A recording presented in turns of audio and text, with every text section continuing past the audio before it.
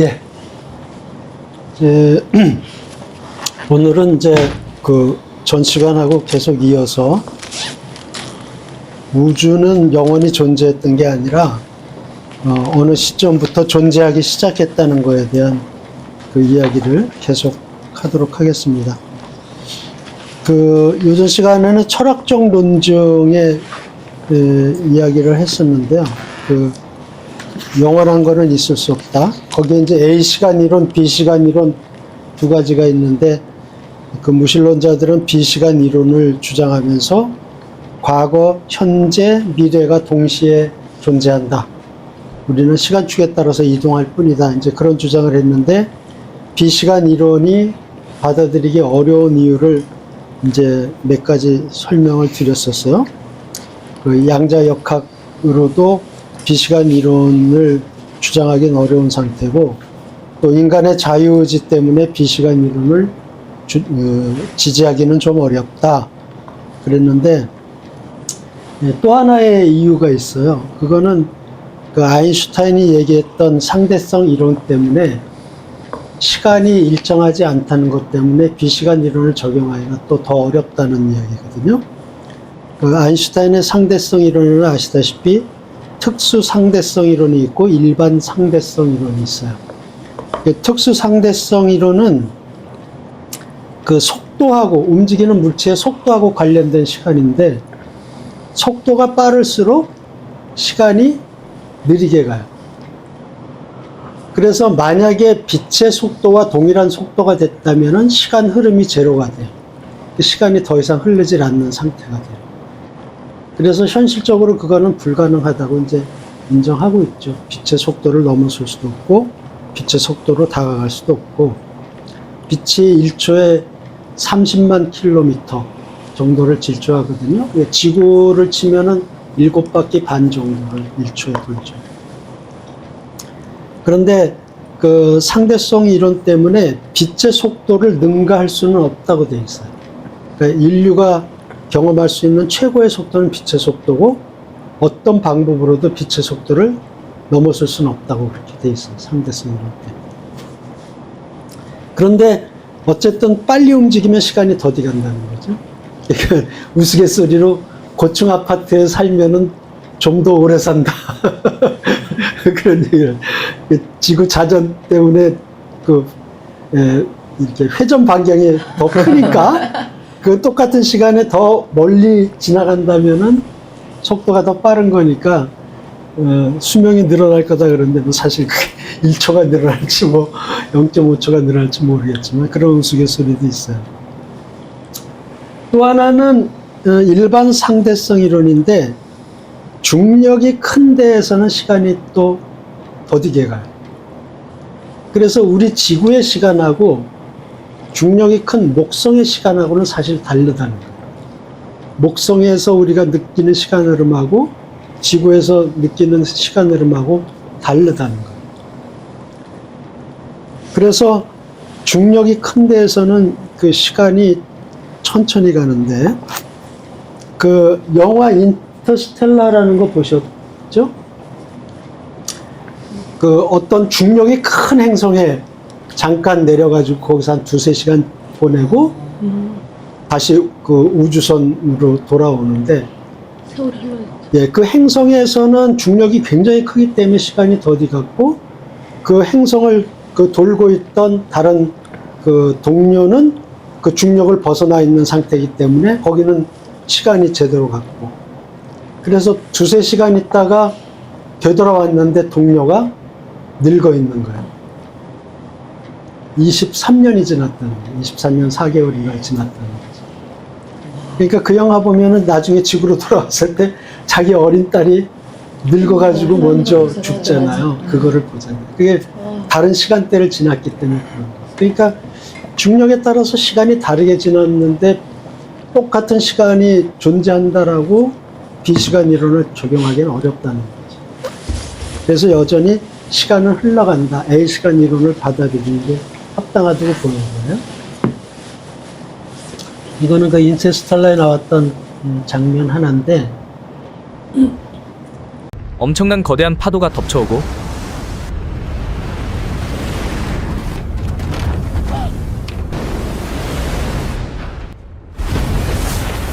가까스로 겨우 살아남은 쿠퍼와 브랜드. 하지만 엔진에 물이 가득 차 이곳을 바로 벗어날 수 없었죠.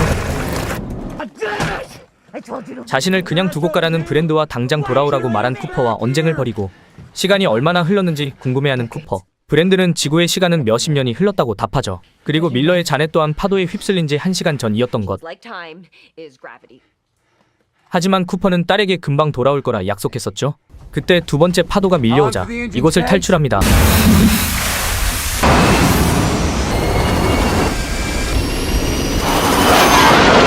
이후 이곳에서 잠깐 헤어진 동료를 만나는데, I've waited years.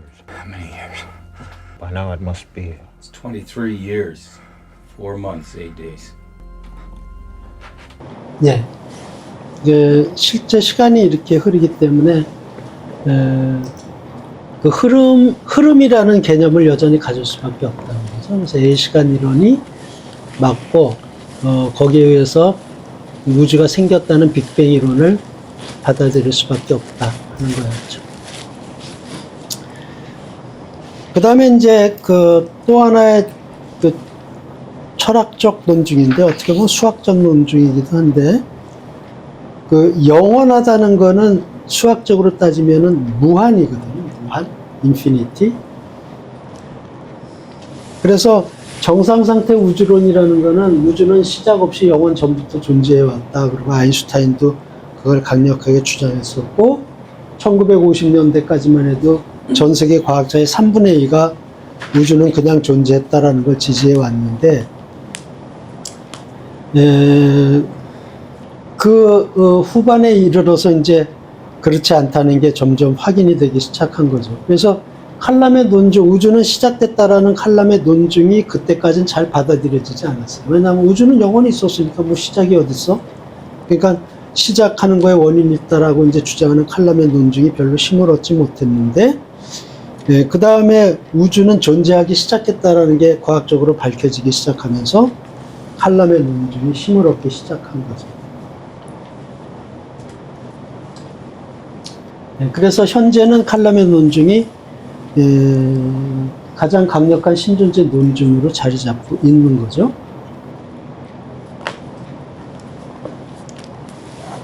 그러니까 이제 문제는 그거예요. 우리가 살고 있는 현실 세계에 인피니티, 무한이라는 게 존재할 수 있는가 하는 의문을 이제 갖기 시작했어요. 무한에는 이제 수학적으로 잠재적 무한, 실제적 무한, 이런 얘기를 하는데요.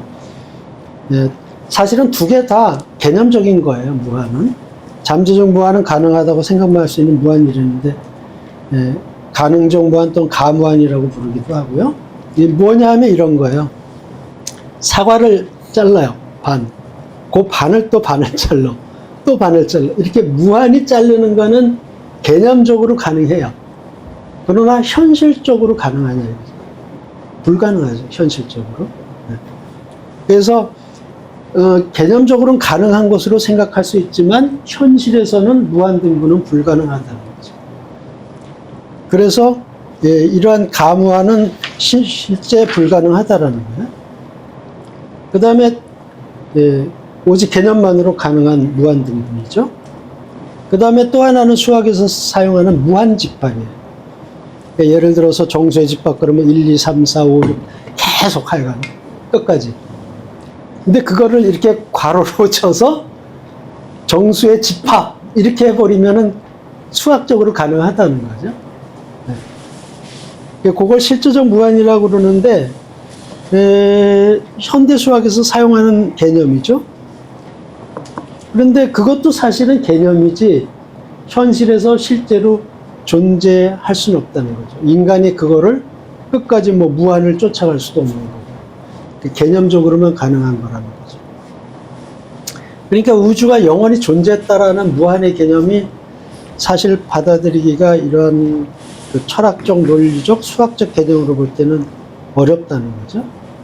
근데 그거를 사고 실험으로 또 증명한 사람이 있어요. 데이비드 힐버트라고 하는 독일의 수학자인데, 현실 세계에서 무한이라는 것이 가능하다면은 모순이 발생된다라는 것을 이분이 힐버트 호텔 논증이라는 걸 통해서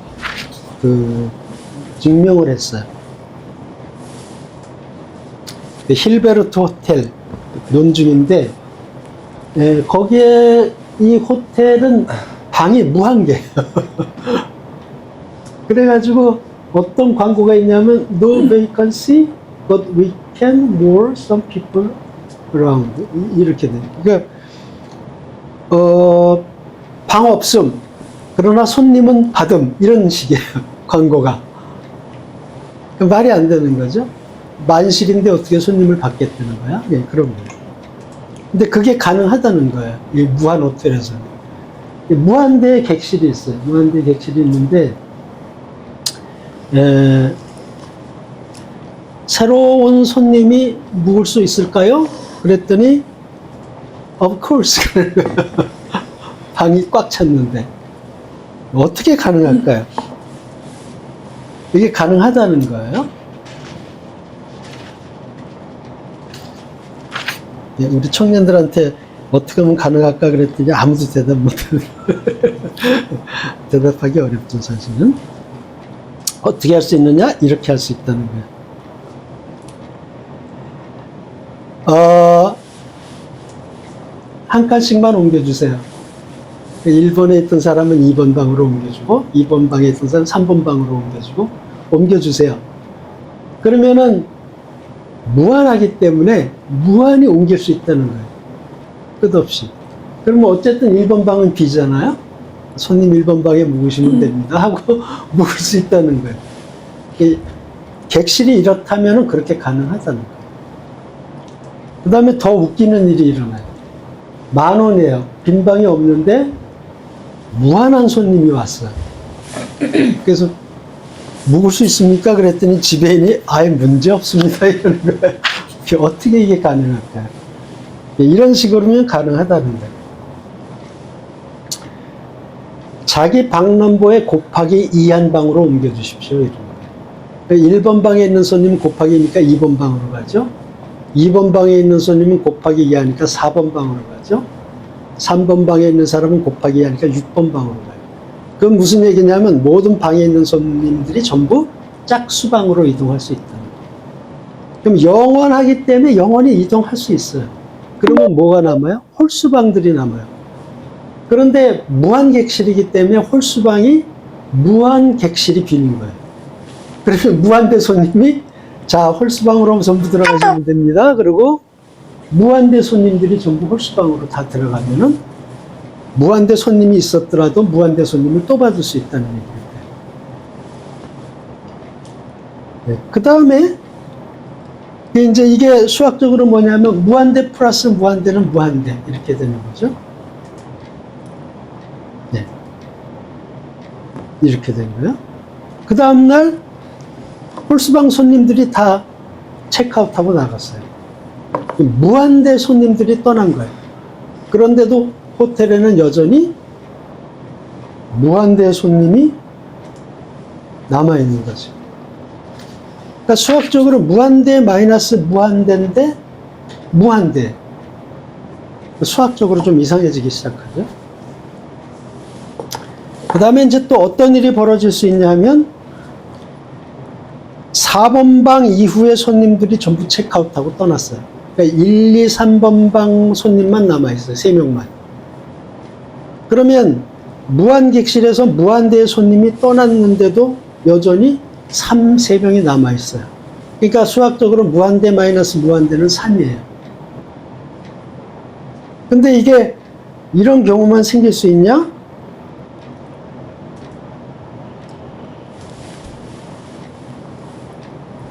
네 명이 남을 수도 있고 5명이 남을 수도 있고 무한대 마이너스 무한대를 했는데 7이 될 수도 있고 10이 될 수도 있고 15가 될 마음대로 다 될 수 있다는 거죠. 이것도 있을 수가 없는 얘기라는 거예요. 수학적으로.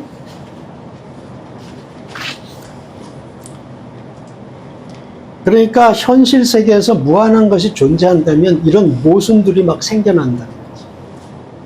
그래서 힐버트가 얘기한 거는 현실 세계에서는 무한이라는 것이 존재할 수 없다. 즉 영원이라는 것은 존재할 수 없다 하는 거를 수학적으로 논증을 한 거예요.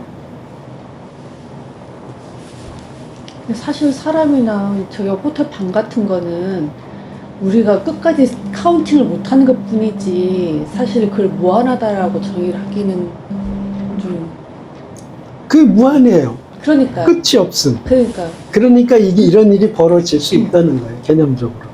만약에 끝이 있다면 이런 일이 벌어질 수가 없는데, 그러니까 무한이라는 게 현실에 존재한다면은 그러면은 이런 모순이 생기기 때문에 현실 세계에서 무한이라는 거는 개념적으로는 생각할 수 있을지라도 실제 존재는 못한다는 거죠. 그게 우주라 할지라도 똑같다는 거예요. 우주라 할지라도 영원이라는 거는 존재할 수가 없다는 거죠. 개념적으로 우주는 영원하다 이렇게 상상을 할 수 있을지 모르지만 실제 그러냐 하면 그렇지 못하다는 거죠. 그 다음에 이제 현실 세계에서 무한이 불가능하다라는 것은 또 다른 철학적 논증으로 이렇게 얘기를 해요. 지금 우리가 현재 있다는 것은 수많은 이벤트들이 연속되어서 일어나서 현재까지 도달했다는 거죠. 그러니까 사건의 그 여파, 또 그 사건의 여파 이래가지고 그 사건의 결과들이 이어져가지고 오늘까지 현재 이 시간 저희가 존재한다는 거거든요. 그러니까 모든 것이 사건의 연속이라는 거예요. 그런데 만약에 이게 사건의 연속이라면은 첫 번째 사건이 영원 전에 첫 번째 사건이 일어날 수 있냐는 거죠. 첫 번째 도미노를 예를 들어서 도미노가 넘어지는 것으로 하나의 사건을 생각한다면 첫 번째 도미노를 일으킬 수 있냐는 거예요. 세울 수 있냐는 거죠. 그게 불가능하다는 거예요. 만약에 그게 영원하다면은 세상이 영원하다면 첫 번째 사건의 도미노를 세울 수 없다는 거죠. 왜냐하면 첫 번째 앞에 또 있을 거니까. 또 그 앞에 또 있을 거니까. 그러니까 영원히 앞을 찾아갈 수 없다는 거죠. 그래서 어떠한 연속된 것도 실제로는 무한한 시작이 있을 수 없다는 거죠. 현재가 있다면은 무한한 거는 있을 수 없다는 거예요. 무한한 시작. 우주는 반드시 유한한 시작점이 있어야 된다는 거죠. 그래서 결론은 실제 세계에서는 불가능하다. 영원한 것의 첫 번째 사건은 일어날 수 없다 하는 건데, 우주가 영원하다면 우주는 존재할 수 없다는 거예요. 만약에 영원하다면 현재 우리의 우주가 존재할 수 없다는 거예요. 왜 그러냐 하면 이런 거죠. 이게 시작점이 없어요. 비기닝레스예요. 그런데 어쨌든 이벤트가 영원 전부터 이벤트 이렇게 연결돼서 오고 있다면은 저게 인피니티라면은 여기까지 도달을 아직 못한다는 거예요. 왜냐하면 아직도 그 영원 전에서부터 오고 있어야 되기 때문에 여기까지 도달을 못한다는 거죠. 그러니까 커런트가 있다는 건, 현재가 있다는 거는 이게 시작점이 없고 언제부턴가 이게 시작점이 없는 게 아니라 언제부턴가 시작점이 생겼다는 거죠. 그래서 현재에 도달했다는 거예요. 만약에 영원 전부터 온 거라면은 현재라는 건 있을 수 없다는 거죠. 계속 그 상태에 있어야 되니까, 영원 상태에서. 그래서 현재가 있다는 사실 자체는 영원 전이라는 건 없고 언젠가부터 시작됐다라는 것을 얘기할 수밖에 없다 하는 거죠. 아니면 현재가 그 인피니티의 그 하나의 점이면은 지나가는. 사실은 이 점에 도달할 수도 없어요. 요 점의 하나라고 우리가 현재를 보더라도 이 점에 도달할 수가 없어요. 왜냐하면 끝없이 오고 있는 상태이기 때문에 사실 이 점에 도달한다는 것도 있을 수가 없는 거죠. 그 도달이라기보다는 연속성을 가지고 있지만 어찌됐든지 간에 흘러가는 그 과정에 우리가 카운팅 할 수는 없지만 그 여기서는 점으로 표현했지만 네. 그럴 수도 있지 않을까. 사실은 여기에도 도달 못한다는 거예요. 그 영원 전이라면 영원 전에서부터가 언제인지 모르기 때문에 현재라는 건 있을 수 없고 계속 그 상태일 수밖에 없다는 거죠. 그게 이제 이 인피니티의 그 논리예요. 그래서 이제 우리가 자주 보는 윌리엄 레인 크레이그 박사가 거기에 대한 이제 강의를 하는 것을 잠깐 볼게요.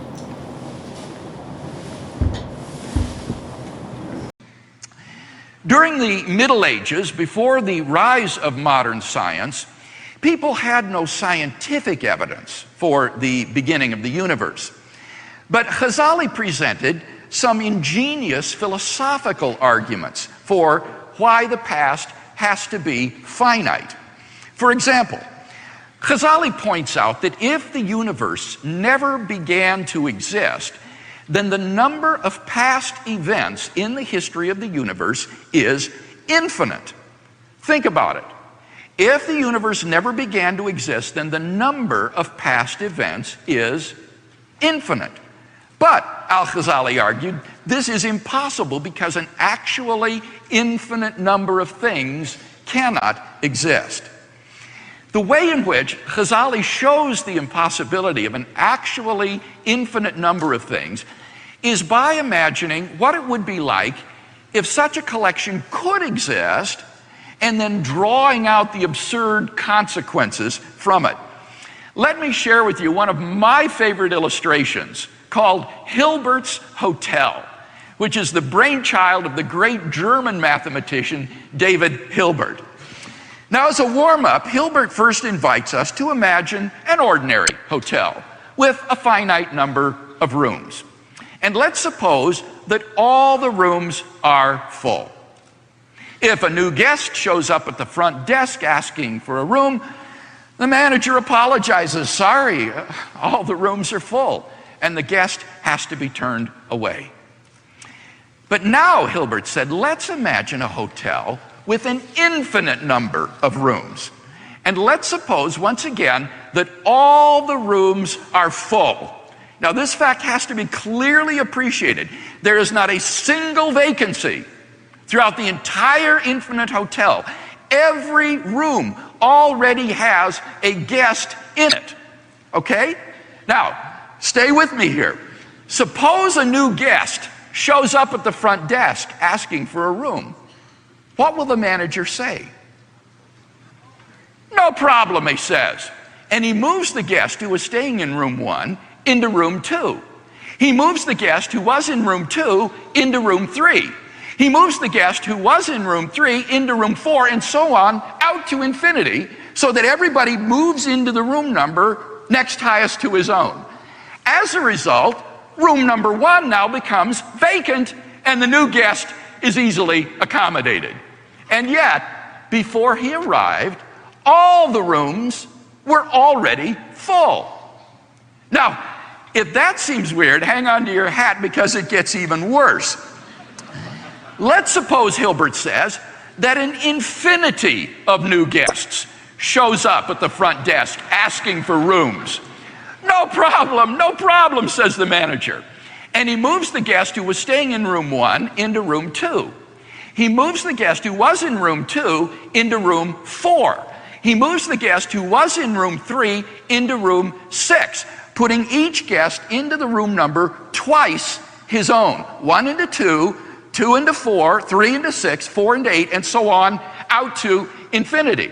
Now, think about that. Since any number multiplied by 2 is always an even number, all of the guests wind up in the even numbered rooms, 2, 4, 6, 8, 10, and so forth.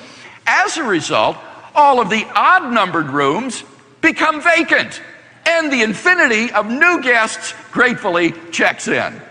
And yet, before they arrived, all the rooms were already full.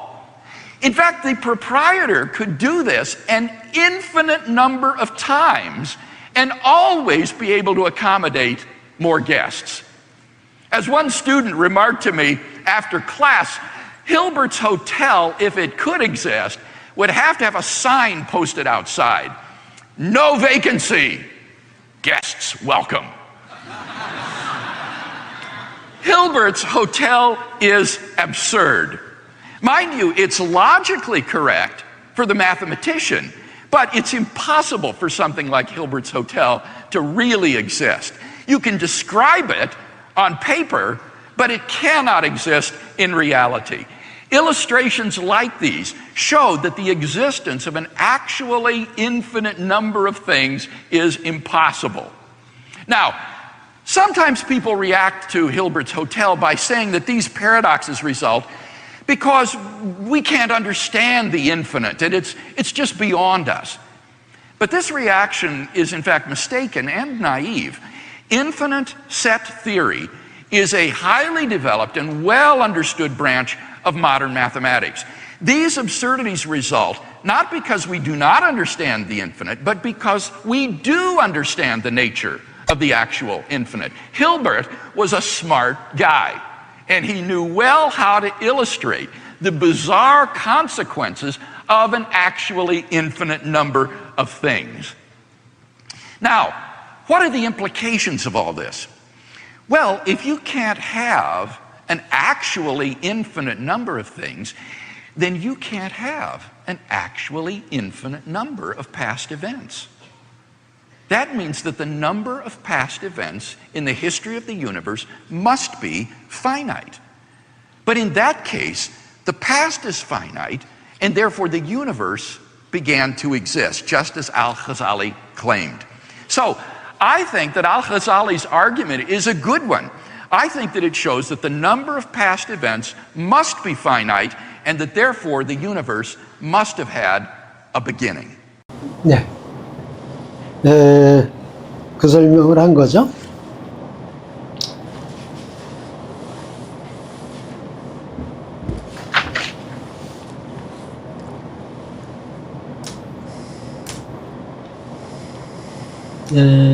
동영상은 뭐 같은 얘기 반복이니까 넘어가도록 하겠습니다. 자, 그래서 저희가 두 가지의 철학적 논증을 살펴봤어요. 무한은 현실에 존재할 수 없다. 또 무한한 수의 요소, 이벤트죠. 한 번에 하나씩 거쳐가는 것도 불가능하다. 그래서 현실 세계에서 영원한 것은 불가능하고 우주가 영원히 존재했다는 것도 명제도 성립 불가능하다 하는 게 이제 철학적 논증이었어요. 그 다음에 그 외에 두 가지의 과학적 논증이 있습니다. 하나는 우주 팽창 이론이죠. 우리가 빅뱅 이론이라고 잘 알고 있는 거고, 또 하나는 연력학 이론이에요. 연력학 제2법칙, 엔트로피 법칙이라고 얘기하는 건데, 그 연력학 제2법칙이 우주는 영원할 수 없다는 것을 과학적으로 밝혀내고 있는 거죠. 네, 그래서 이 두 가지의 과학적 논증을 조금 더 살펴볼까 싶습니다. 예, 먼저 말씀드린 것처럼 1959년에 미국 과학 매거진에서 우주의 나이에 대한 견해를 묻는 설문조사를 과학자들을 대상으로 했어요. 근데 그때 과학자의 3분의 2가 우주에는 시작이 없고 영원하다 이렇게 대답을 했어요. 그때까지만 해도 3분의 2라면 뭐 과반수 이상의 과학자들이 영원하다 이렇게 생각을 한 거죠. 그래서 그때 그 우주론을 정상상태 우주론이라고 불렀어요. 예, 더군다나 이거를 아인슈타인 같은 과학자가 강력하게 지지를 했거든요. 그러니까 뭐 더 말할 나위가 없죠. 그런데 이것이 무너지기 시작한 게 아이러니하게도 아인슈타인이 제안한 그 상대성 이론에 의해서 아니라는 게 밝혀져요. 그 아인슈타인이 그 상대성 이론의 그 중력 방정식인데, 특별히 그 중력 방정식이라는 거를 만들어서 이거를 우주에다가 적용을 해보니까 우주가 풍선처럼 부풀어 오르는 상태 아니면 거꾸로 축소돼서 찌그러지는, 크런치 된다고 얘기하는데, 그 상태 둘 중에 하나로 나타나는 거예요. 그러니까 아인슈타인은 나는 우주를 정상상태 우주를 지지하고 있는 사람인데 자기가 만든 방정식은 그게 아닌 걸로 나타나네. 그러니까 아인슈타인이 상당히 당황한 거죠. 이거 왜 이렇지? 그러니까 아인슈타인은 이제 어떤 생각을 했냐면, 그럴 수는 없다. 우주가 부풀거나 축소되거나 할 수가 없다. 그래서 자기가 만든 그 중력 방정식에다가 강제로 람다라고 하는 그 우주 상수라고 불리는데 저 상수를 집어넣어 버려요. 저 우주 상수를 저 중력 방정식에 집어넣으면 어떻게 되냐면 우주가 팽창하려다가 축소하려다가 마는 거예요. 그러니까 팽창도 안 하고 축소도 안 하고 그 상태를 유지하는 것으로 결과가 나타나요. 저 람다를 적용하면. 그래가지고 우주 상수를 집어넣어 버린 거예요. 이런 식으로. 그리고 정상 상태 우주로는 지속돼야 돼. 어떻게 보면 과학자도 자기의 세계관에 과학을 억지로 때려 맞추는 짓들을 한다는 거죠. 과학 철학자들이 얘기하기를 과학을 믿을 수 없다, 신뢰할 수 없는 요인 중에 그게 굉장히 커요. 그래가지고 이런 짓을 한 거예요. 그런데 아인슈타인이 그 중력 방정식을 발표한 이후에 알렉산더 프리드만이라는 과학자하고 그 러시아의 물리학자인데 또 벨기에의 그 물리학자인 조르주 르베르트가 있어요. 르베트르. 근데 이 조르주 르메트르는 카톨릭 신부기도 해요. 그러니까 신앙을 가진 사람이기도 하죠. 두 사람이 아인슈타인의 중력 방정식을 가지고 다시 재연구를 했어요. 재연구를 했는데 아니라는 거예요. 우주가 팽창하고 있다는 거예요. 그래가지고 그 프리드만이 그거를 기본으로 해서 아인슈타인의 방정식을 기본으로 해서 자기의 또 방정식을 만들어내요. 그게 프리드만 방정식인데 그 프리드만 방정식에 의하면은 우주는 팽창하는 걸로 나와요. 결론이. 그리고 비슷한 결론을 냈던 조르주 르메트르는 더 나아가서 어떤 이야기까지 했냐면 우주가 계속 팽창하고 있다는 건 원래 시작으로 가보면은 조그만 점에서 출발했다라는 주장을 한 거예요. 그때는 이제 시초의 원자라고 르메트르는 불렀는데 시초의 원자, 그 원자로부터 팽창해서 우주가 현재까지 팽창하고 있다. 이런 주장을 했어요. 그러니까 그 시작점에 대한 개념을 조르주 르메트르는 이야기를 한 거죠. 두 사람이 아인슈타인 주장하는 건 좀 이상하다고 생각을 한 거예요. 그래서 두 사람의 결론은 결국 우주는 팽창하고 있다. 근데 이거는 이제 그 이론적인 거잖아요. 실제적으로 증명된 건 아니고 계산이 그렇다는 거예요. 계산이. 근데 그때까지만 해도 아인슈타인은 고집을 부리고 있었어요. 그래가지고 르메트르를 이렇게 만나기도 했는데 이게 두 사람 만났을 때 찍은 사진인데 아인슈타인은 여전히 르메트르한테 그런 말을 했어요. 당신 계산은 옳은 것 같긴 한데 틀린 건 내가 찾을 수 없는데 그래도 그건 말이 안 된다. 이러고 이제 계속 주장을 했어요. 아인슈타인은. 그랬더니 무슨 얘기를 하냐면 그 다음에 이제 실제적인 발견이 이루어지게 적색편이라는 거하고 허블 법칙이라는 것 때문에 이제 얘기가 달라지기 시작을 한 거죠. 그런데 얘기가 달라지기 시작합니다.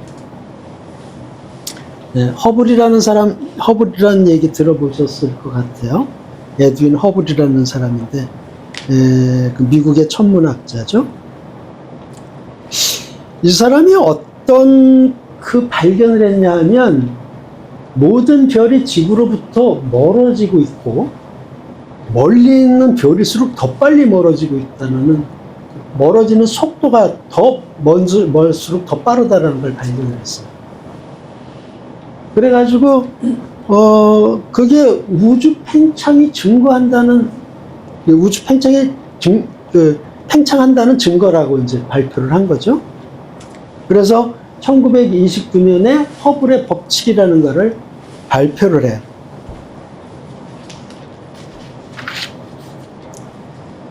그런데 그럴 때 이제 여러 과학자들이 우주가 팽창한다는 가설에 대한 이론적인 그 예측들을 하기 시작을 하는데, 그 중에 어떤 그 가모프라고 하는 천문학자가 우주가 맨 처음에 빅뱅을 해서 처음에 생겼다면 그 태초의 빛이 지금 우주에 여전히 존재할 것이다. 그 태초의 빛을 만약에 검출할 수 있다면 우주가 팽창했다는 것, 처음에 시작했다는 것, 빅뱅으로 시작했다는 것을 증명할 수 있을 것이다. 예, 그렇게 이제 예측을 했어요. 근데 그것을 뭐라고 부르냐면 우주 최초의 빛을 우주 배경 복사라고 하거든요. 영어로 CMB라고 그러는데 그게 발견이 됐어요. 결국. 그래가지고 우주가 한 점으로부터 빅뱅에 의해서 팽창해서 현재 우주에 이르렀다는 것을 부인할 수 없게 된 거죠.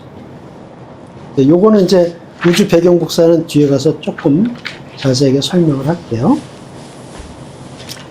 그러니까 아인슈타인이 할 말이 없어진 거예요.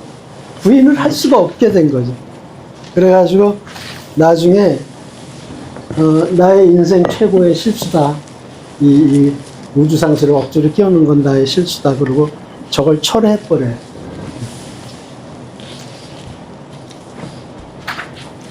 그래가지고 저건 이제 람다라고 하는 상수로 없어진 걸로 생각했는데 이게 사실은 또 살아났어요. 왜 그러냐면 그 우주가 지금 팽창을 하는데 희한하게도 등속 팽창이 아니에요. 같은 속도로 팽창하는 게 아니라 점점 더 빨라지면서 팽창을 하고 있어요. 가속 팽창이라고 하거든요. 그 가속 팽창을 설명하려니까 다시 아인슈타인이 그 채용했었던 그 우주상수 람다를 다시 사용하게 됐어요. 그러니까 사람들이 쓰레기통에 버린 걸 다시 되살렸다 이런 식으로 표현을 하는데 다른 의미로 사용되기 시작한 거죠. 그러니까 아인슈타인이 그런 의미가 있는 걸 자기는 몰랐죠. 어쨌든 이건 내 취소 그러고 버린 건데 다른 과학자들이 그게 필요한데? 그리고 살려낸 거예요. 그러니까 다른 뜻으로 살려낸 거죠. 우주가 팽창한다는 거를 그 결정적으로 발견해낸 게 이 적색편이라고 하는 거예요. 그 베스토 멜빈이라는 사람이 처음에 그 발견을 한 건데, 오늘은 이렇게 우주 천문학에 대한 얘기를, 물리학에 대한 얘기를 하게 되는데, 그냥 어떻게 보면 상식에 속하는 거니까 그냥 들어주세요. 저희가 다 알고 있어요. 이렇게 우리 빛을 프리즘을 통과하면 이렇게 빨주노초 파남보 무지개색으로 분해된다는 걸 우리가 알고 있죠. 중학교 때 배웠어요. 빛에 여러 파장이 섞여 있는데 그 프리즘을 통과하면 파장에 따라서 이렇게 굴절각이 달라지기 때문에 색이 분해된다. 이렇게 이제 우리가 생각하고 있죠. 그런데 우주의 빛이 우리 지구에 도달할 때는 대기권을 통과해야 돼요. 근데 이 대기권과 충돌을 하면서 어떤 일이 벌어지냐면 빛이 가지고 있는 에너지 일부를 대기에 뺏겨요. 흡수된다 그래요. 대기에 흡수되고 그 흡수되지 않은 나머지 빛이 우리 이 지상에 지금 저렇게 빛처럼 도달하는 거거든요. 그래서 이 지상에 도달한 빛을 프리즘 같은 걸 통해서 색분해를 해보면은 어떤 모습이 나타나냐면 이렇게 흡수된 선이 흑색으로 이렇게 나타나요. 선처럼. 그걸 방출 스펙트럼이라고 그러는데, 그리고 나머지 지구에 도달한 색을 이렇게 분해해 보면 이렇게 빨주노초 파남보 색깔의 이렇게 검은 선들이 나타나요. 이걸 흡수 스펙트럼이라고 그러는데, 그런데 이 흡수 스펙트럼의 이 검은 선들이 어떤 식으로 나타나냐면은 이게 청색적으로 이렇게 가까이 가면 그거를 청색편이라고 부르고요. 빨간색 쪽으로 이렇게 치우치면 그걸 적색편이라고 하거든요. 근데 청색편이와 적색편이가 어떻게 일어나냐 하면은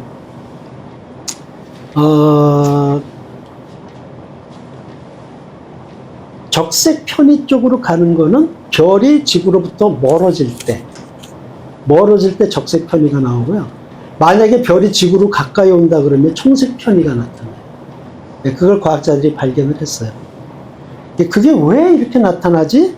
하는 거를 나중에 생각해 보니까 도플러 효과 때문에 그런 거예요. 도플러 효과 아시죠?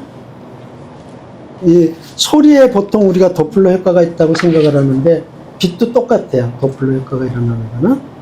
그래서 이렇게 앰뷸런스가 우리 쪽에 가까이 오면 엥 하다가 이제 이렇게 멀어지면 소리가 낮아지잖아요. 그러니까 고주파로 올라가는 거는 파장이 짧아지기 때문에 소리가 올라가고 멀리 가면은 파장이 넓어지기 때문에 그런 거죠.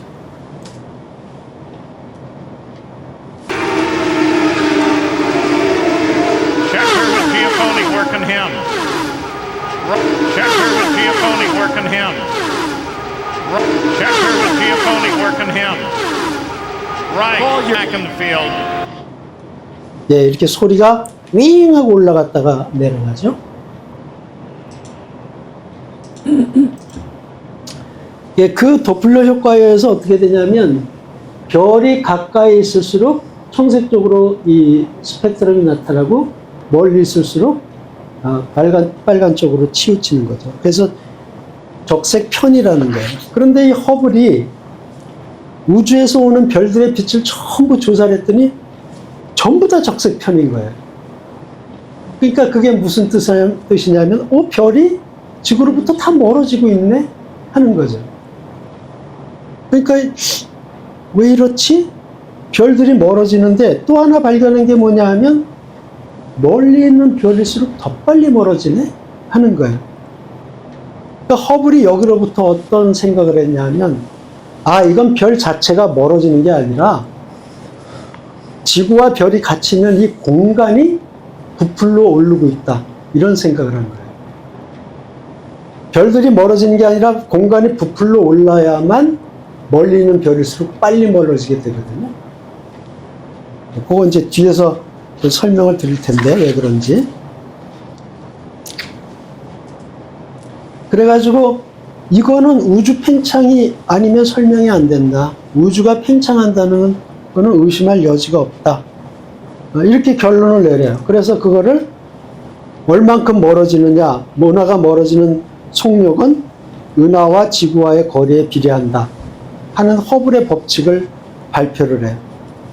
그래서 우주 팽창하고 있다는 걸 아예 이렇게 법칙으로 발표를 하죠. 그래서 이론과 먼저 사람들이 팽창한다는 아인슈타인의 중력방 정식으로부터 이끌어냈던 이론과 허블이 실제 관측한 사실과 일치가 되는 거예요. 그러니까 우주가 멀어지고 있구나, 팽창하고 있구나 하는 거를 과학적으로 증명할 수밖에 없게 된 거죠.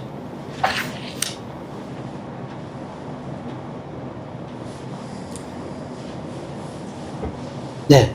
그 다음에 이제 얘기가 되는 게 우주 배경 복사인데요. 우주 배경 복사에 대한 거는 설명을 드릴게요. 이거를 동영상을 볼까?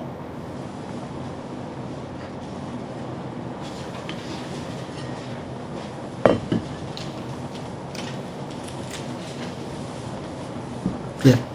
설명한 걸 정리를 한번 하면서 볼게요.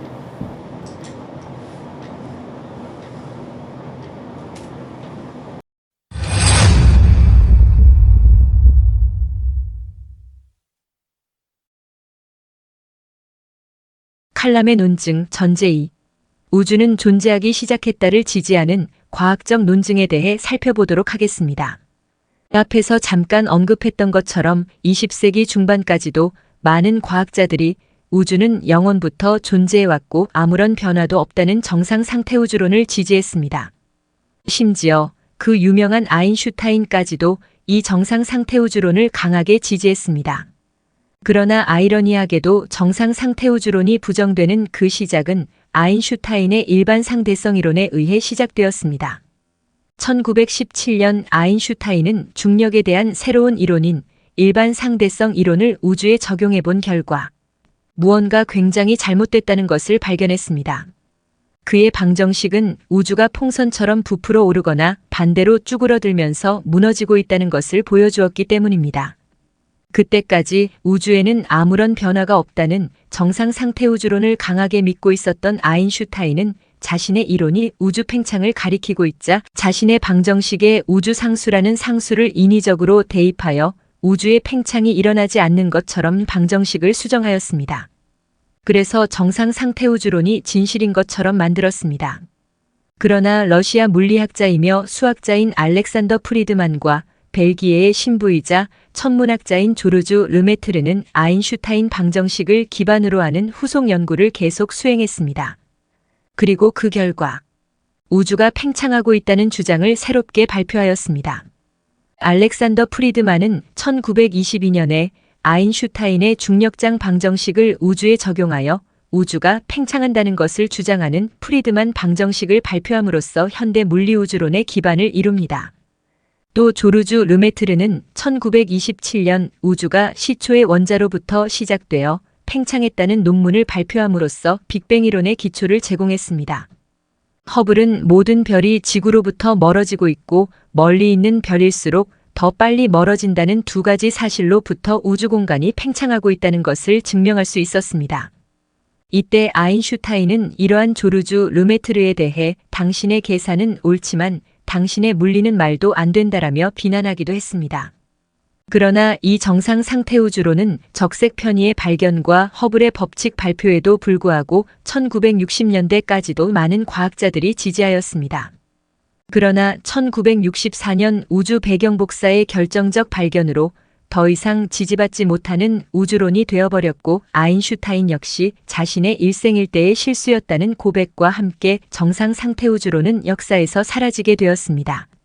아인슈타인은 우주 팽창의 증거가 나타나자 자신의 방정식에 우주 상수를 껴넣은 것이 큰 실수라며 철회하였습니다. 그러나 그 이후 우주의 가속 팽창이 발견되고 과학자들은 이 가속 팽창의 힘을 표현하기 위해서는 아인슈타인이 철회한 우주 상수가 다시 필요하다는 것을 발견했습니다. 과학자들은 다른 방향으로 이 우주 상수를 다시 쓰레기통에서 건져와 살려냈지만 아인슈타인이 우주 팽창을 부인하기 위해서 대입한 우주 상수의 개념과는 다른 개념으로 적용되고 있습니다. 아직도 일부 무신론자들은 이미 폐기된 정상 상태 우주론을 현재도 유용한 과학적 사실로 믿고 있으며 신의 존재를 부인하는 근거로 사용하려는 오류를 범하고 있습니다. 사실 우주가 팽창한다는 사실은 우주에서 오는 별빛의 적색편이 관찰을 통해 1912년 이미 미국의 천문학자인 베스토 멜빈에 의해 주장된 바 있습니다. 베스토 멜빈은 미국 로엘 천문대의 대장으로 근무하면서 천문 연구를 하던 천문학자였는데 그가 1912년에 은하들의 스펙트럼 선들의 파장이 다르게 보이는 현상, 즉 은하들의 적색 편의를 처음으로 발견하였습니다.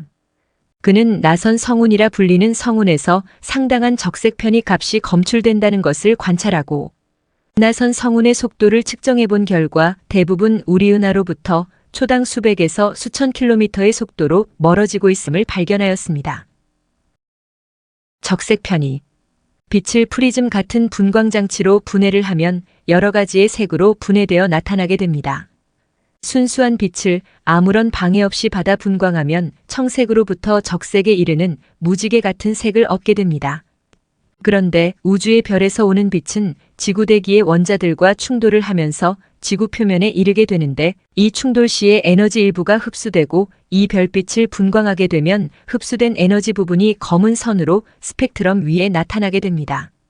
이렇게 흡수선이 나타나는 스펙트럼을 흡수 스펙트럼이라고 합니다. 이때 흡수선이 적색 쪽으로 치우치면 적색 편이라고 하고 청색 쪽으로 치우치면 청색 편이라고 부릅니다. 이 흡수선이 적색 쪽으로 치우치거나 청색 쪽으로 치우치는지의 여부는 별이 우리와 가까워지는지 또는 멀어지는지를 나타내주는 표시가 됩니다.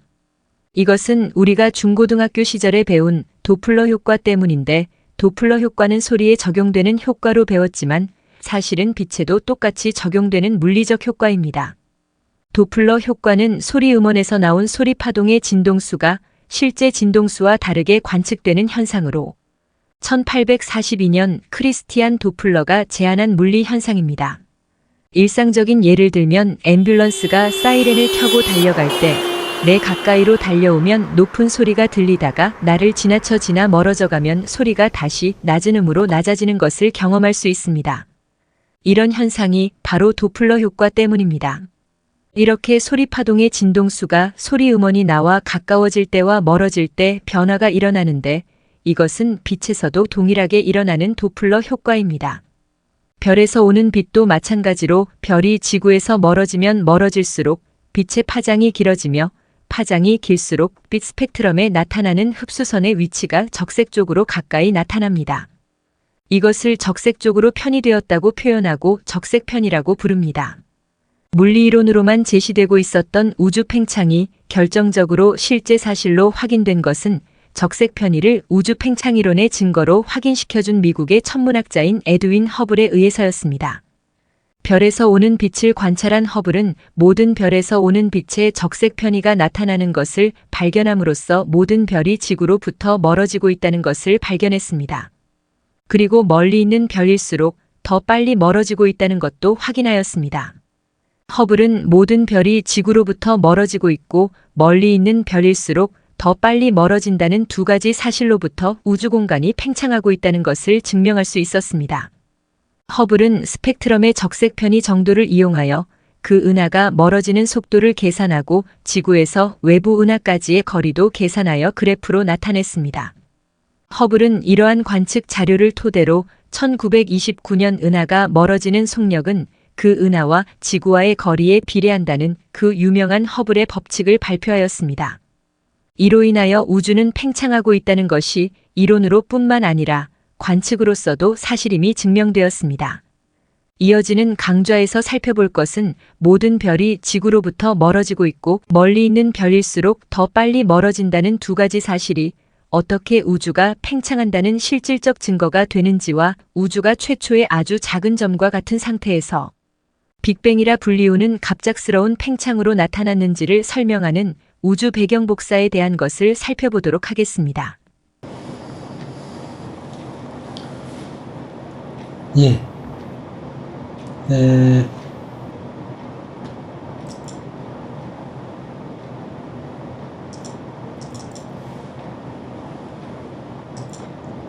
자, 그래서 오늘은 이제 요 편까지 하면 끝날 것 같은데요.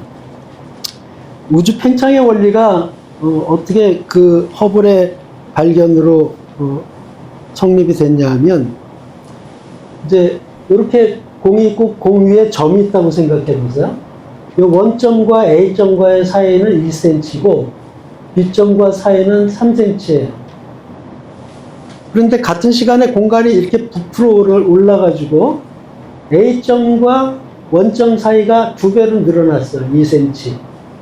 그러면 B점과 원점 사이에는 6cm가 된 거죠. 그런데 늘어난 시간은 똑같잖아요.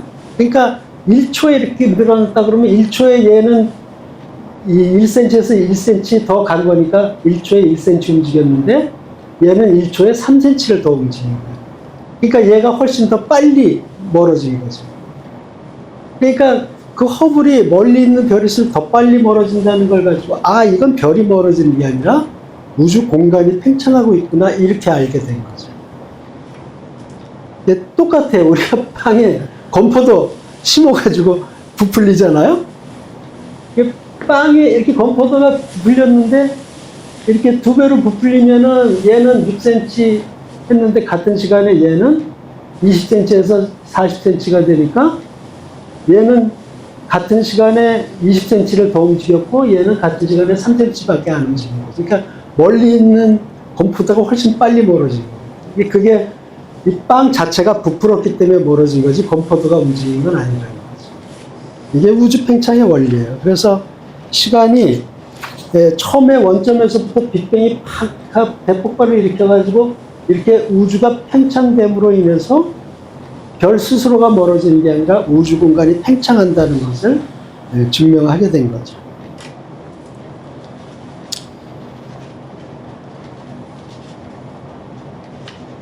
그런데 우주의 팽창 속도라는 게 있어요. 광속은 30만 킬로인데 허블 상수에서 얘기하는 우주의 팽창 속도는 이건 이제 그 파섹이라고 그 단위를 쓰는데 약 74km 파섹.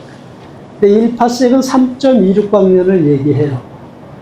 그러니까 3.26광년을 떨어질수록 74km씩 더 빨라진다는 거예요.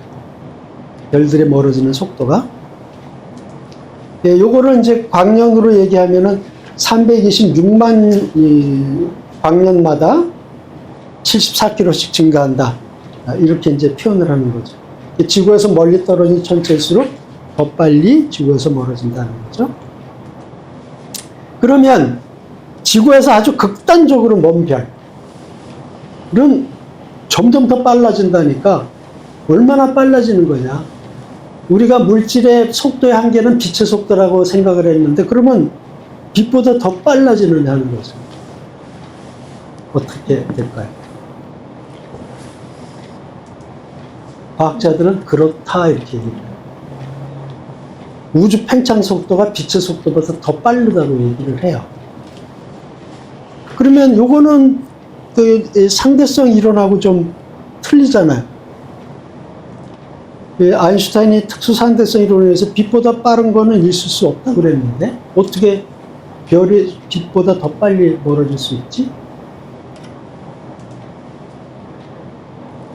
그 빛의 속도는 뭐의 속도냐면 빛의 입자를 광자라고 저희가 얘기하거든요. 그 광자가 움직이는 속도가 빛의 속도죠, 결국은. 그래서 더 빠른 물질은 없다, 광자보다. 이렇게 얘기를 했는데 왜 빛보다 빨라질 수 있냐면 이건 별이 멀어지는 게 아니라 공간이 팽창하는 거라는 거죠. 공간 팽창은 물질이 움직이는 게 아니라 공간 자체가 팽창하기 때문에 팽창 속도는 빛보다 더 빠를 수 있다라는 거예요. 그거는 물질이 아니기 때문에, 공간은 물질이 아니기 때문에 광자처럼 물질로 생각할 수 없다는 거죠.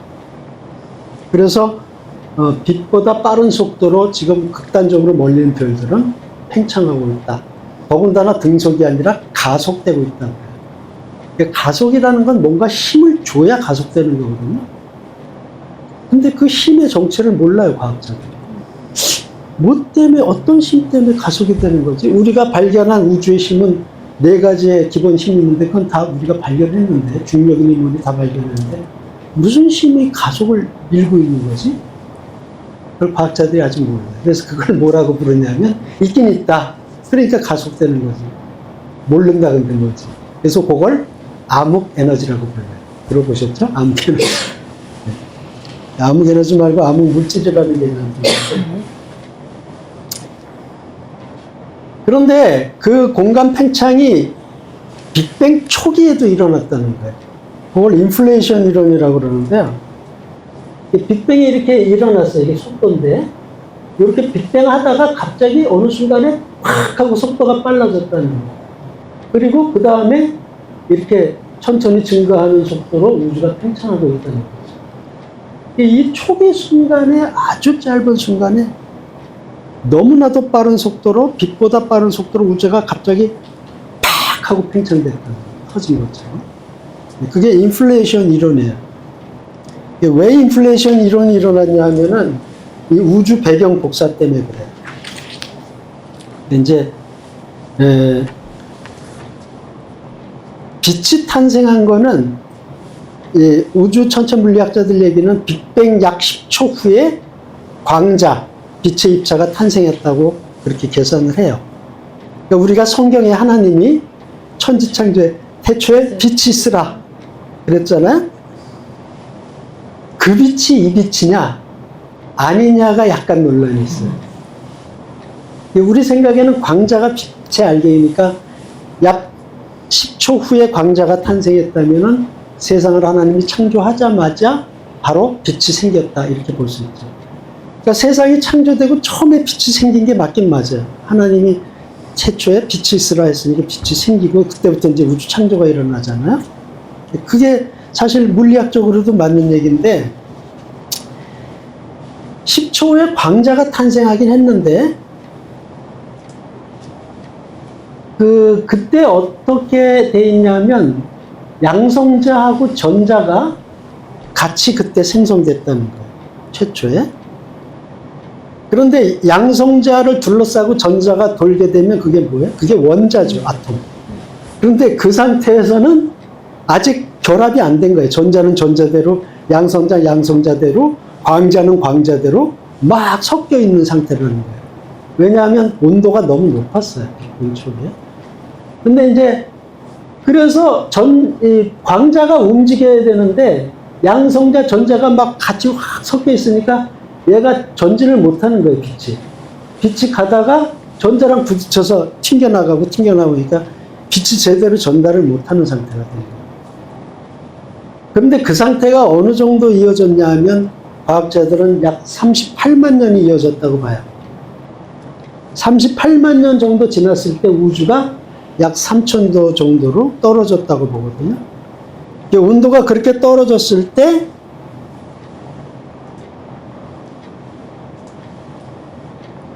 드디어 원자로 합쳐지기 시작해요. 그래서 최초에 생겼던 원소가 뭐냐면 양성자 하나에 전자 하나 이렇게 합쳐져 가지고 수소가 처음에 탄생을 해요. 그리고 수소가 탄생하고 이 수소가 조금 있다가 헬륨으로 핵융합을 하면서 헬륨이 만들어져요.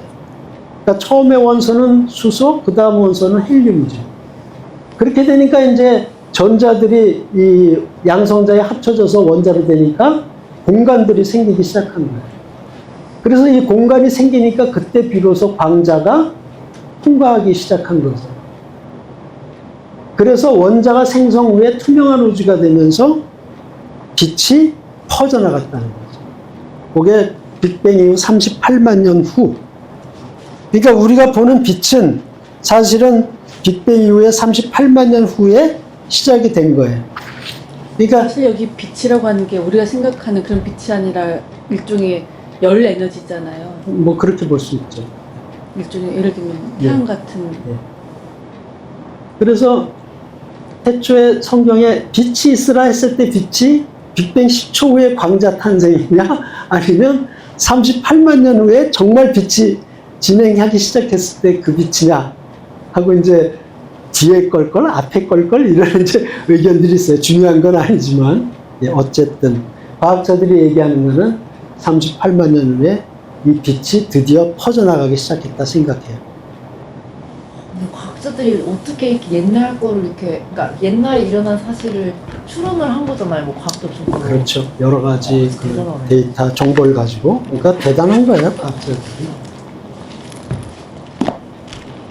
그래서 이제 어떤 생각을 했냐면 그 38만 년 됐을 때 빛이 전 우주에 퍼졌는데 그게 우주 거의 최초의 빛이잖아요. 그러니까 그 빛을 분석하면 우주 최초의 상태를 우리가 알 수 있을 것 같은데 이렇게까지 간 거예요. 그래서 이 빛을 찾아야 돼. 이제 이렇게 생각을 했고 그 빛이 어떤 빛이다 하는 거를 그 가모프라고 하는 과학자가 계산까지 했어요. 뒤에서 설명드릴게요. 그래서 창세기 1장 3절에 빛이 생겨라 하셨으니 빛이 생겼다 하는 게 태초의 빛이 광자인가 아니면 우주 배경 복사 빛인가 이런 논란이 있는 거죠. 어쨌든 하나님이 태초의 물질보다 빛을 먼저 창조하셨다는 것은 맞아요. 창세기가 대단한데 이런 생각이 드는 거죠. 지금 방금 읽었는데 그 두 개를 적용시켜 생각해 보니까 다 가능성이 있어요. 문장이랑 비교해서. 네. 그러니까 창세기가 대단한 거야 이런 생각이 들죠. 그래서 그 빛이 어떤 빛일 거냐를 예상을 했어요. 아마 온도가 이제 계속 낮아졌으니까 그 137억 몇 년 또는 138억 년 이렇게 얘기하는데 그 전에 이제 빅뱅이 일어났다고 보거든요. 그러니까 138억 년을 지나는 동안에 아마 온도가 많이 떨어졌으니까 그 빛의 온도도 낮아졌을 거고, 그러니까 에너지가 이제 저하됐다는 거죠. 그리고 에너지가 저하되면 파장이 이제 늘어나요. 이렇게 늘어져가지고 긴 파장으로 변하고 에너지가 약한 전파가 돼요. 아마 이렇게 됐을 것이다. 그 초기의 빛은. 이렇게 처음에 집사님 말씀하셨을 때는 사실 전 전자인가 했어요. 네. 태초에 38만 년 전에 만들어진 빛이 아닐까 생각했는데 네. 이걸 읽어보니까 하나님 빛을 만드신 다음에 나중에 빛과 어둠을 나눴다고 얘기하는데 그러면은 그 시간차가 있었을 수도 있겠다. 그러니까 그게 38만 년일 수도 있어요. 그게 38만 년일 수도 있겠다. 예리하시네. 그래서 조지 가모프라는 사람이 계산을 했어요. 아마 그 빛이 뭐 태초에 인플레이션 때 팍 퍼져나간 빛을 아마 검출할 수 있다면 아마 온도가 낮을 거다. 아마 섭씨 마이너스 278도 정도 될 거고 파장은 아마 마이크로파 정도 긴 파장이고 1mm 정도 되는 파 아닐까? 그 다음에 에너지는 약할 거야. 이렇게 예측을 했어요. 그리고 이 온도가 만약에 초기에 그렇게 빨리 퍼졌다면 이 온도가 아마 우주 고르게 급격하게 똑같은 상태가 퍼졌기 때문에 아마 고른 상태일 거야, 온도가. 예.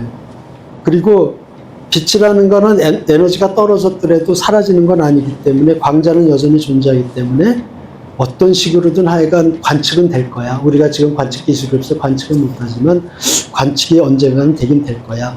이렇게 이제 예측을 했어요. 근데 기술이 안 따라주네? 발견이 안 되는 거예요. 예측은 다 했는데 과학이라는 건 원래 관측으로 결과를 맺어야 이제 맞다 이렇게 쳐주는 거지 이론은 소용없어요.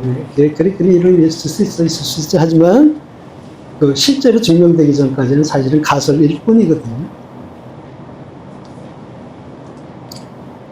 그러니까 그때까지 사람들이 증명이 안 되니까 야 정상 상태가 맞아. 계속 그러고 있는 거죠. 아인슈타인도 그러고. 그러니까 이제 반대측에서는 야 이거 우주 배경 복사만 발견되면 빅뱅 이론이 승리하는 건데 이걸 어떻게 좀 발견 못할까? 이러고들 있었어요. 정부들.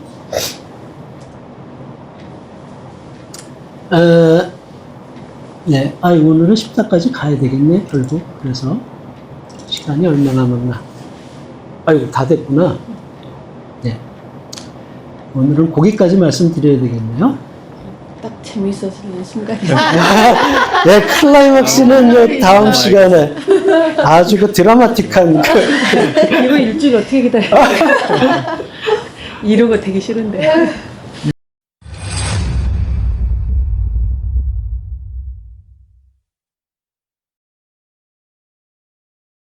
이번 동영상은 전편에 이어 우주의 팽창의 원리를 살펴보도록 하겠습니다.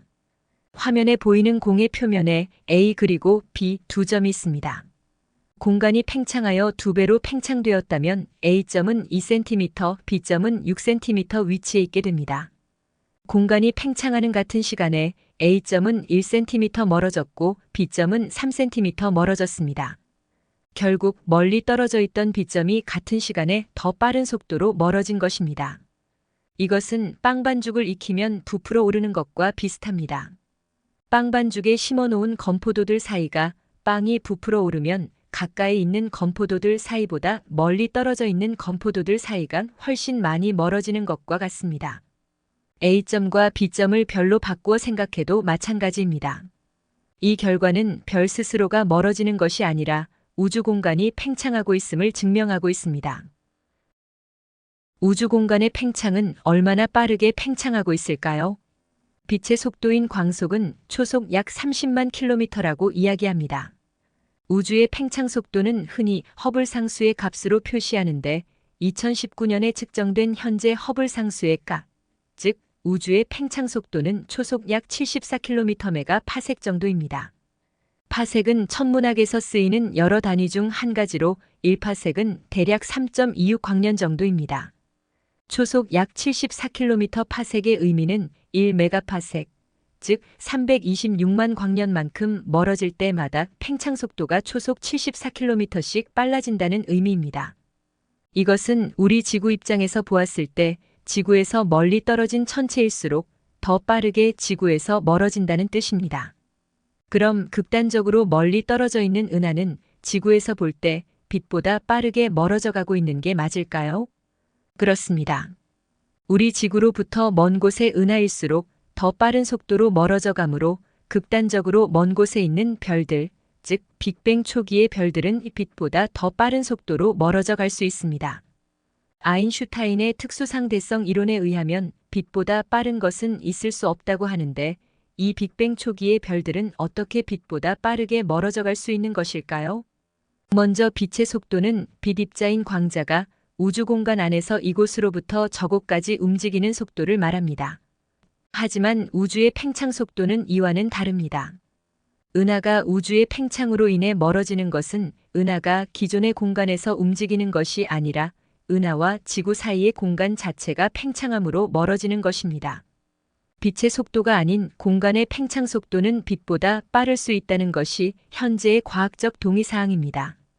또한 빅뱅 발생 초기의 아주 짧은 기간을 인플레이션 기간이라고 하는데 이 인플레이션 기간 동안의 팽창은 빛보다 빠른 속도로 팽창했을 것이라는 것에 과학자들은 동의하고 있습니다.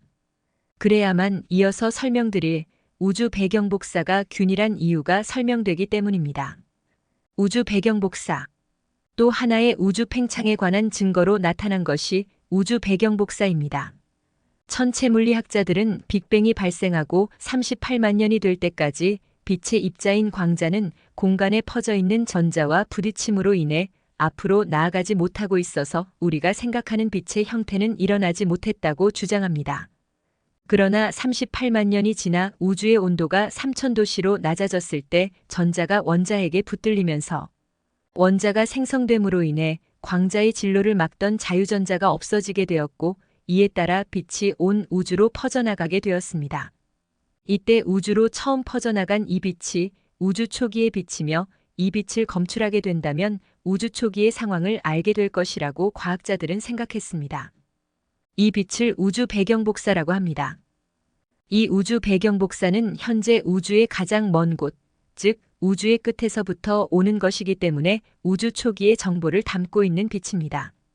천문학자들은 우주 배경 복사는 처음 방출된 이후로 우주의 팽창 이외의 다른 원인에 의해서는 거의 영향을 받지 않았기 때문에 초기 우주 모습을 그대로 간직하고 있을 것이고 우주 배경 복사를 관측한다면 우주의 과거 모습을 알 수 있으며 그것에 기반해서 현재의 모습을 이해할 수 있을 것이라고 생각했습니다. 이 빛은 우주가 태어난 지 38만 년 이후에 나온 빛으로 이전에는 사실상 우리가 생각하는 빛이 존재하지 않았기 때문에 이 빛이 태초의 빛이라고 불리는데 이것이 성경에서 하나님이 이르시되 빛이 있으라 하시니 빛이 있었고의 창세기 1장 3절에서 말하는 빛이라고 생각할 수 있겠습니다. 어떤 이들은 그 이전 빅뱅 초기에 빛 입자인 광자의 탄생을 이 태초의 빛이라고 생각하기도 합니다. 빅뱅이 발생하고 약 10초 후 우주 초기에 생성된 경입자인 렙톤과 반렙톤들이 충돌하면서 광자의 형태로 바뀌었는데 이 광자가 빛의 실체이기 때문에 태초의 빛은 빅뱅 10초 후에 탄생했다고 하기도 하는 것입니다. 창세기의 태초의 빛은 빅뱅 이후 10초 후에 발생한 것일까요? 아니면 38만 년 후에 발생한 것일까요? 중요한 것은 창세기의 진슬처럼 하나님이 태초에 원자로 이루어지는 물질보다 빛을 제일 처음 창조하셨다는 것은 변함없는 사실이라는 것입니다. 아무튼 이 태초의 빛은 우주의 팽창과 더불어 우주 끝으로 퍼져나갔으며 138억 년의 우주의 나이를 거치는 동안 매우 낮은 온도의 빛이 되었고 파장은 늘어나 마이크로파일 것이며 에너지가 매우 약한 전파로 바뀌었을 것이라고 예견했습니다. 이러한 생각을 발표한 사람은 러시아 출신의 미국 물리학자인 조지 가모프였습니다.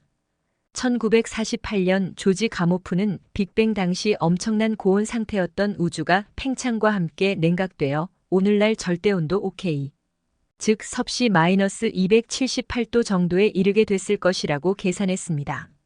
그는 이 온도가 현재 우주 끝에 고르게 퍼져 있어야 하고 여기에서 나오는 복사판은 우주 배경 복사의 형태로 지금도 관측이 돼야 한다고 예측했습니다. 그리고 우주의 팽창에 의한 도플러 효과에 의해 배경 복사의 파장은 1mm 정도의 마이크로파일 것으로 예측했습니다. 그러나 이 우주 배경 복사는 이론으로만 발표되었고 그 누구도 이 우주 배경 복사를 발견하지는 못했으므로 여전히 1960년대까지도 빅뱅 이론에 반대하며 정상 상태 우주론을 지지하는 과학자들이 존재했습니다. 만약 이 태초에 비친 우주 배경 복사가 발견된다면 빅뱅 이론은 사실로 증명될 수밖에 없었습니다. 이 우주 배경 복사의 드라마틱한 발견 이야기는 이어지는 동영상에서 계속하도록 하겠습니다. 다음 시간에는 그렇게 하면 이제 과학적인 논증은 끝날 거예요. 그렇게 하면은 이제 칼럼의 논증 중요한 부분들을 지나가고 이제 마무리하는 것만 남은 것 같아요. 혹시 뭐 궁금하신 거나 질문하실 거 있으면 말씀하시죠. 재밌었습니다. 네, 없었으면 오늘은 여기까지 하겠습니다. 수고하셨습니다. 네.